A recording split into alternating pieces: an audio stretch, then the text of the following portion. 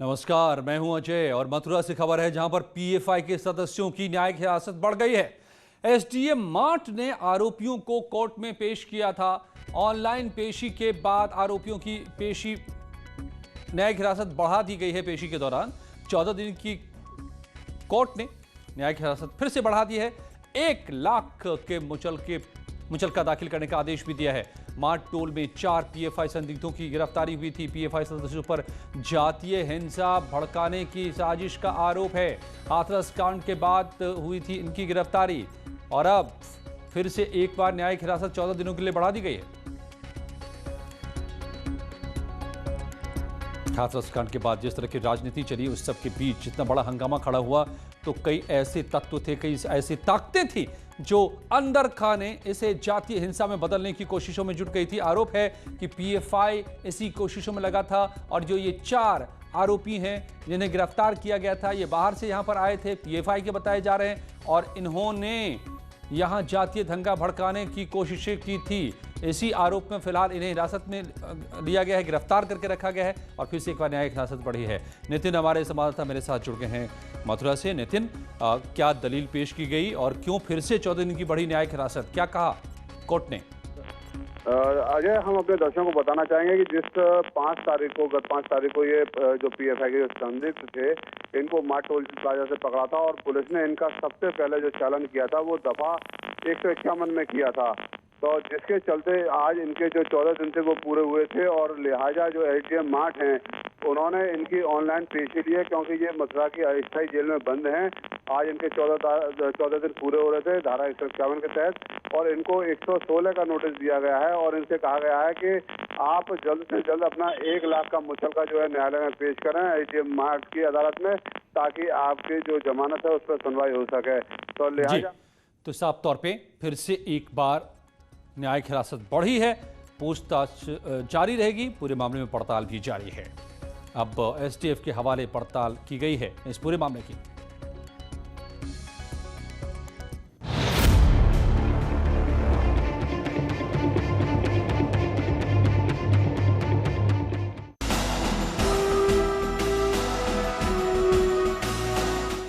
कैमरे पर किडनैपिंग, बदमाशों में नहीं रहा पुलिस का खौफ। दिन दहाड़े दुकानदार का अपहरण, फिल्मी अंदाज में दुकानदार की किडनैपिंग। हम लोग काम करके आ रहे थे, इन लोगों ने भैरव जी के मंदिर से मैं जाते हुए देखा तो वहाँ से पीछे गाड़ी लगाई, हम लोग राजा की दुकान तक आए और वहाँ से हम लोगों को पकड़ा, मारा, हम दुकान के अंदर घुस गए उनकी। तीसरी आंख में कैद हुई वारदात, पहले घसीटा, फिर पीटा, फिर उठा ले गए। बहुत ज्यादा मारा, अंदर गली में बम्बे से रास्ता है वहाँ पे मोड़ के बहुत ज्यादा मारा। बेल्टों से जूता बांध दिए इनके श्री राम के और हमें बैठा लिए वहीं पे। बेल्टों से बेशरम तोड़ के 3 लोगों ने बहुत बुरा मारा। जालौन में ये क्या हो रहा है? तो देखा आपने कैसे फिल्मी अंदाज में ये बदमाश आते हैं और दुकानदार को उठाकर ले जाते हैं, मगर ये पूरी करतूत सीसीटीवी में कैद हो गई। तस्वीरों में आप देख रहे थे कैसे बदमाश दुकान में घुसे और फिर दुकान में बैठे व्यक्ति को उठा ले गए। इस वारदात को एक तो बदमाशों ने अंजाम नहीं दिया बल्कि पूरी प्लानिंग के साथ पूरे ग्रुप में आकर बदमाशों ने इस वारदात को अंजाम दिया। दुकानदार अपनी दुकान खोलकर ग्राहकों के साथ डील कर रहा है, तभी देखिए कैसे अचानक ये बदमाश आ धमकते हैं और 2 लोगों को उठाते हैं और चले जाते हैं। पूरी वारदात यहां लगे सीसीटीवी में कैद हो गए। तस्वीरों में दिख रहा है बदमाशों की प्लानिंग किस तरह की थी। इस बात का अंदाजा नहीं था बदमाशों को कि दुकान में लगे सीसीटीवी में उनकी करतूतें कैद हो जाएंगी, इसलिए पहले दुकान में बेधड़क घुसे, दुकानदार को उठाया और अपनी छाप छोड़कर चले गए। अब इस मामले की जांच में जुटी पुलिस सीसीटीवी के जरिए इन आरोपियों की तलाश में जुटी है। हम लोग काम करके आ रहे थे, इन लोगों ने भैरव जी के मंदिर से मैं जाते हुए देखा तो वहाँ से पीछे गाड़ी लगाई, हम लोग राजा की दुकान तक आए और वहाँ से हम लोगों को पकड़ा, मारा, हम दुकान के अंदर घुस गए उनकी। किसकी दुकान के अंदर घुसे? अच्छा, उसकी दुकान के अंदर घुसे, लोगों ने बाहर खींचा वहाँ से और लोगों ने मना भी किया। कौन कौन लोग थे, नाम जानते हैं उनका आप? हाँ, राघव मिश्रा, अमन उपाध्याय, गोलू श्रीवास्तव। इन लोगों ने मुझे पकड़ा और फिर बिठा के ले गए गाड़ी और सद्दाम, और गाड़ी वहीं पे पटक दी वहीं मोबाइल वोबाइल सारी रास्ते में उसको। हाँ, फिर वहाँ से हमें गाड़ी बिठा के ले गए, सब्जी मंडी उतरवाई, हरिपुरा मोहल्ले से नीचे घर उतरवाए, सीधा कैलाशी देवी स्कूल गए और गाँव वाली रोड पे बम्बे के पास, बम्बे से मोड़ के अंदर गली में बम्बे से रास्ता है वहाँ पे मोड़ के बहुत ज़्यादा मारा, बेल्टों से जूता बांध दिए इनके श्री राम के और हमें बैठा लिया वहीं पे, बेल्टों से बेशरम तोड़ के तीनों लोगों ने बहुत बुरा मारा। आपको किसने मारा था?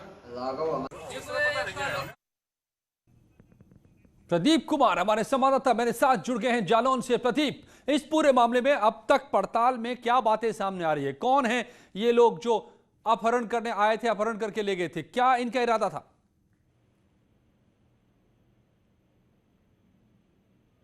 प्रदीप,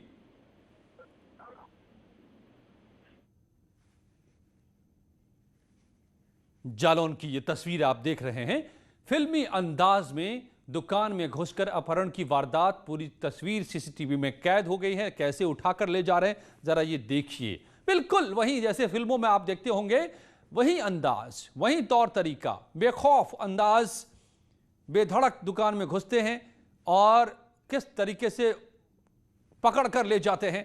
ये तस्वीरें कैद हुई हैं सीसीटीवी में जो दुकान में लगी थी। प्रदीप, क्या पता चल पा रहा है अभी तक? कौन है ये बदमाश? जी, आपको बता दूं कि पूरा मामला जालौन कस्बे का है, जहां पर श्री राम व्यापारी और उसके साथी को गुंजे उठाकर ले जाते हैं और उनके साथ मारपीट भी करते हैं। इस चीज का पूरा मामला जो अपहरण का है ये सीसीटीवी जैसे ही कैद का है। और जबकि हालांकि दोनों अपहरणकर्ताओं को दोनों को छोड़ दिया जाता है, लेकिन फिर भी बाद में उनके साथ बात जाती है और बात को पुलिस को इस बात जानकारी देते हैं तो पुलिस उनकी तलाश छूट जाती है। लेकिन वही जब पुलिस से बात जाती है तो पुलिस बताते हैं कि इन लोगों का पुराना कोई रंजिश मामला चल रहा है, जिस वजह से इन लोगों ने एक दूसरे के साथ मारपीट की है। और लेकिन साफ तौर पे जहां खुले बाजार में और एक दुकान के अंदर घुसकर जिस प्रकार से दोनों व्यापारियों को उठाया जाता है निसंकोच, निश्चित तौर पे आप कह सकते हैं कि यहाँ पुलिस का खौफ बिल्कुल दिखाई नहीं दे रहा है। साफ तौर पे तस्वीरें बता रही हैं, बेखौफ अंदाज, बिल्कुल बेधड़क दुकान में घुसकर इस वारदात को अंजाम देते हैं कैसे? इससे सवाल पुलिस पर भी, चुनौतियां पुलिस के सामने कि कब तक इन गुनहगारों को सलाखों के पीछे पुलिस पहुंचाती है। और फर्रुखाबाद में मामूली विवाद में गोली चल गई। पैसे के विवाद में दबंगों ने मार दी गोली। पीड़ित युवक के कंधे में जाकर गोली लग गई। युवक घायल है, अस्पताल में भर्ती है। बाइक से घर जाते वक्त दबंगों ने ये गोली मारी। बाइक खरीदारी को लेकर विवाद हुआ था। फर्रुखाबाद कायमगंज मार्ग पर टेडी कोन का ये मामला, जहां पर एक युवक को गोली मार दी। घायल युवक अस्पताल में भर्ती है। सूर्या वाजपेयी फर्रुखाबाद से जुड़ गए हमारे संवाददाता। सूर्या, किस तरह से ये पूरी वारदात सामने आई है? देखिए अजय, मैं बता दूं ये पूरा मामला कायमगंज कोतवाली क्षेत्र के टेढ़ी कोन पुलिया के पास था, जहां पर ये युवक जो था अपनी बाइक से घर जा रहा था। सबसे बड़ी बात पूरे मामले में निकल के आई है, पूरा मामला जो है पुराना विवाद है एक बाइक खरीदारी को लेकर, जिसमें इन दबंगों ने उससे पैसा मांगा, तो कि उसने पैसा नहीं दे पाया तो उसी वजह से विवाद बढ़ गया और उसको गोली मार दी। गंभीर रूप में ये युवक जो था कायमगंज CST भर्ती कराया गया, लेकिन इसको गंभीर हालत में जिला अस्पताल लोहिया रेफर कर दिया गया। वहीं आरोपियों को अभी तक पुलिस ने गिरफ्तार नहीं कर पाया। तो सूर्य वाजपेयी बता रहे हैं कि अभी भी आरोपी पुलिस की गिरफ्त से बाहर है और पुलिस के सामने चुनौती कि इतनी जरूरत करने वाला सरेआम गोलीबारी करने वाले लोगों को जल्द से जल्द पकड़े, जो मामूली पैसे के विवाद में गोलीबारी पर उतर आए। मिर्जापुर के चील थाना इलाके के धौरहरा में युवक का शव मिलने से सनसनी फैल गई। आशंका जताई जा रही है कि मंदिर की देखरेख और साफ सफाई करने वाले की हत्या हुई है। परिजनों के मुताबिक अपने 3 दोस्तों के साथ सोने के लिए मंदिर पर गया था, लेकिन सुबह जब नहीं आया तो गांव के लोगों ने इनकी तलाश शुरू की तो युवक का शव मंदिर के पास ही मिला। पुलिस के मुताबिक युवक की हत्या धारदार हथियार से की गई है। अब पड़ताल में जुटी हुई है पुलिस। और मेरठ के परतापुर इलाके में एक महिला का शव मिलने से हड़कंप मच गया। वारदात की सूचना पर पुलिस पहुंची, शव को पोस्टमार्टम के लिए भेजा। पुलिस बता रही है कि नसरीन नाम की महिला का ये शव है और इसकी आशंका है कि हत्या की गई है। तो मुझे खाना खाकर लेट गए थे। ये अंदर लेटी थी कमरे में, पहले बाहर आके लेट गई, फिर 10 साढ़े 10 बजे अंदर जाकर लेटी थी। उसके बाद हम सो गए सब। उसके बाद पता नहीं कब कहाँ से कहाँ को आई है, उसके बाद कुछ पता नहीं चला। आपकी कौन है ये महिला? ये आंटी है हमारी। क्या नाम है इनका? नसरीन। कुछ लोगों ने बताया कि ऐसे गांव में डेड बॉडी पड़ी है निरंकार के खेत में। हमने तुरंत ही पुलिस को सूचना दी, 112 पे भी कॉल की, और जो आनंद मिश्रा जी को भी, जो हमारे थाना प्रभारी है, उनको भी फोन पे जानकारी दी। आके मौके पे पुलिस ने जानकारी ली है, तो मौके पे कुछ परिजन भी यहाँ पे मिले। गांव में इसकी जो थोड़ी तहकीकात कराई तो पता लगा है गांव की ही औरत है, जिसका नाम नसरीन बताया जा रहा है, और शमशाद की घरवाली है ये। अलीगढ़ में नाबालिग के साथ नाबालिग लड़के ने रेप किया है। इस बात का पता तब चला जब लड़की की तबीयत बिगड़ने लगी। परिजनों ने बच्ची से पूछताछ की तो पता चला कि बच्ची के साथ रेप हुआ है। इसकी शिकायत परिजनों ने पुलिस में की है। फिलहाल पुलिस मामले को लेकर पीड़ित बच्ची का मेडिकल कराकर आरोपी के खिलाफ एफआईआर दर्ज किया है और अब जांच पुलिस करने में जुटी हुई है। जौनपुर के सरायखाजा इलाके के लालमन गांव में रास्ते को लेकर विवाद हो गया। प्रधान के बेटे ने अपने पिता की लाइसेंसी असलहे से अपने पड़ोसी को गोली मार दी। पुलिस के मुताबिक पड़ोसी डब्लू यादव के साथ आरोपी का रास्ते को लेकर विवाद है। गोली मारने वाले आरोपी फरार हैं। पुलिस तलाश रही है।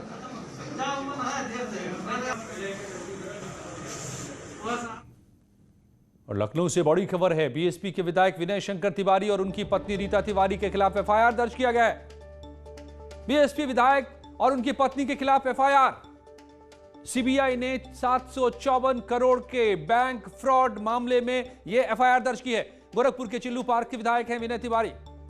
बाहुबली हरिशंकर तिवारी के पुत्र हैं विनय शंकर तिवारी। सीबीआई ने विनय और उनके जुड़ी कंपनी के नोएडा, लखनऊ और गोरखपुर के ठिकानों पर छापेमारी की है और अब एफआईआर दर्ज कर लिया गया है। गंगोत्री एंटरप्राइजेस के एक अन्य डायरेक्टर अजीत पांडे के ठिकानों पर भी छापा मारा गया है। Gangotri enterprises royal empire marketing private limited के ठिकानों पर छापेमारी हुई है। लेकिन इस सब कार्रवाई से जो बड़ी बात निकल कर आ रही है कि विनय तिवारी, विधायक विनय शंकर तिवारी और उनकी पत्नी पर एफआईआर। ऋषभ मणिश हमारे संवाददाता इस पूरी खबर पर नजर बनाए हुए। ऋषभ, तो साफ है कि सीबीआई के हाथ ऐसे बातें, ऐसे सबूत मिले हैं कि अब एफआईआर दर्ज कर लिया गया है।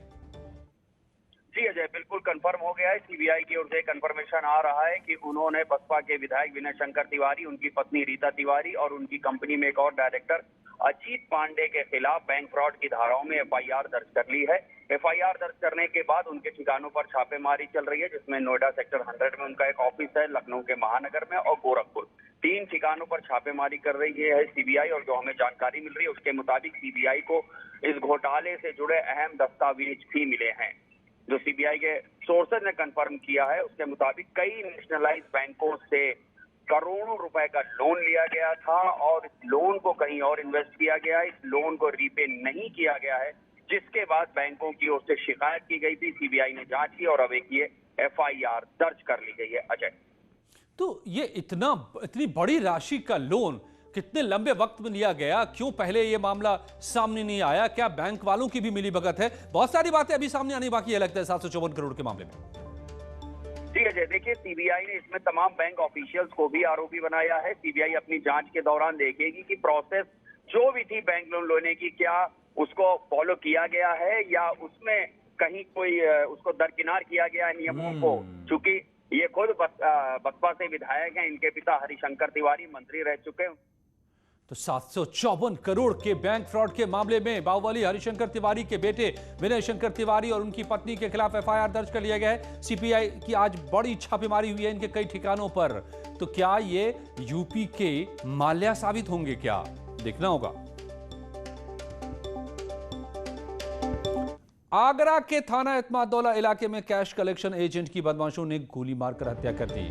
खबर है कि बदमाशों ने 6 लाख रुपए लूटकर कलेक्शन एजेंट को गोली मारी। इससे इसकी मौत हो गई। पुलिस के मुताबिक बाइक सवार बदमाशों ने इस वारदात को अंजाम दिया, जिनके पास तलाश में अब पुलिस जुटी हुई है।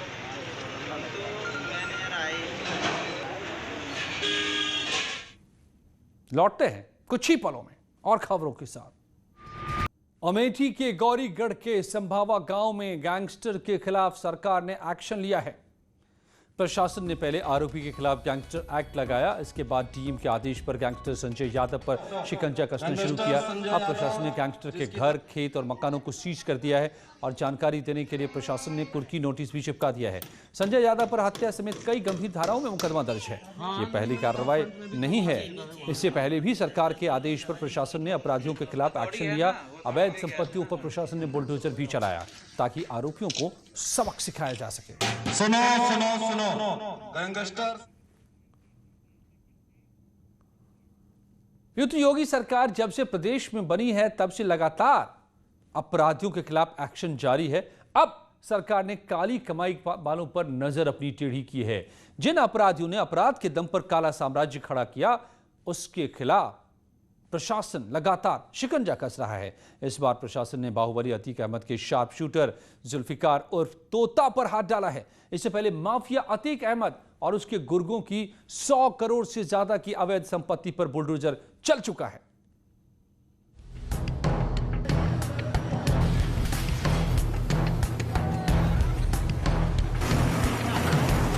बाहुबली अतीक अहमद के गुर्गे पर प्रशासन का बुलडोजर चल रहा है। इस बार बारी थी अतीक अहमद के बेहद करीबी और उसके गैंग के सक्रिय सदस्य जुल्फिकार और तोता के अवैध आशियाने को ध्वस्त करने की। तोता को अतीक अहमद गैंग का शार्प शूटर कहा जाता है। काली कमाई से बनाए गए उसके 3 मंजिला घर को जमींदोज कर दिया गया। देखिए किस तरह अतीक के गुर्गे जुल्फिकार और तोता के घर को पोकलेन मशीन गिराने में लगी है। भले ही उसने मजबूत और अवैध घर बनवाया हो, लेकिन योगी सरकार के इरादे इतने फौलादी हैं कि वो किसी भी माफिया और गैंगस्टर पर रहम करने के मूड में नहीं दिख रही है। प्रयागराज विकास प्राधिकरण ने बताया कि करीब 500 स्क्वायर यार्ड में बने इस मकान का नक्शा पास नहीं था। स्ट्रीट चीटर जुल्फिकार और तोता का अवैध निर्माण है। ये 3 मंजिला कंस्ट्रक्शन है। इसका प्लॉट एरिया लगभग 500 वर्ग गज है। इसका मानचित्र स्वीकृत कराए बिना अवैध निर्माण किया गया था। प्रयागराज विकास प्राधिकरण ने इसका विधिक ध्वस्तीकरण आदेश पारित किया था, जिसके क्रम में आज पुलिस और प्रशासन से जॉइंटली डेमोलिशन कार्रवाई की जा रही है। इस अपराधी को पुलिस के द्वारा गैंगस्टर एक्ट की भी रेलेवेंट सेक्शन में कार्रवाई की जा रही है। जब जुल्फिकार और तोता के घर पर कार्रवाई हो रही थी, इस दौरान कई मुस्लिम महिलाएं विरोध करने के लिए सड़क पर आ गईं। महिलाओं ने इस कार्रवाई को गलत बताते हुए जमकर नारेबाजी की, लेकिन पुलिस और पीएसी के जवानों ने उन्हें रोक दिया। जब महिलाओं ने उनसे कहा कि हाईकोर्ट ने ध्वस्तीकरण पर रोक लगा दी है, तो पीडीए के अधिकारियों ने साफ किया कि यह भ्रम फैलाया जा रहा है। हाईकोर्ट ने ऐसा कोई आदेश नहीं दिया है। Rule of law honourable high court ने एक प्रोसीजर प्रिस्क्राइब किया है डिमोलिशन के लिए, और उसको हम लोग लेटर एंड स्पिरिट में अक्षर से पालन कर रहे हैं। गलत ये मिसकंसेप्शन है कि ऑनरेबल हाईकोर्ट ने ध्वस्तीकरण पे कोई रोक लगा दी है। ऑनरेबल कोर्ट ने एक स्ट्रिक्ट प्रोसीजर प्रिस्क्राइब किया है, प्रक्रिया निर्दिष्ट की है, जिसका हम लोग लेटर एंड स्पिरिट में अक्षर से पालन कर रहे हैं। तोता के जिस आशियाने को ध्वस्त किया गया, वो शहर के करेली थाने के कसारी मसारी इलाके में है। जुल्फिकार और तोता इन दिनों आगरा जेल में बंद है। तोता हिस्ट्री शीटर है और उस पर गैंगस्टर भी लगा हुआ है।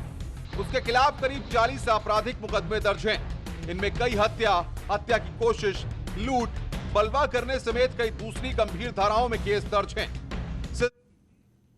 जारी कुछ ही पलों में यहां पर खबरों का सिलसिला।